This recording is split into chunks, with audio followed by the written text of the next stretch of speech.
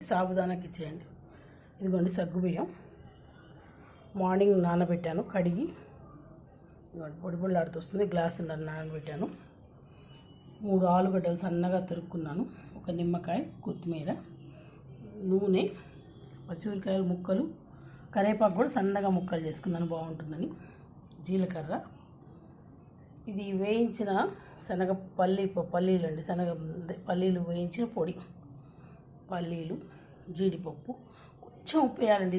దీంట్లో ఎక్కువ ఉప్పు పట్టదు సాబుదానాలో, ఉప్పు, పసుపు, అంతేనండి. ఒక మిరపకాయ కూడా వేసుకోవచ్చు. స్టవ్ని కలుపుతుంది. దీంట్లోనే మనకు కావాల్సినంత ఈ పొడి వేసుకోవాలి, పల్లీల పొడి. పల్లీలు వేయించుకున్నాను డ్రైగానే,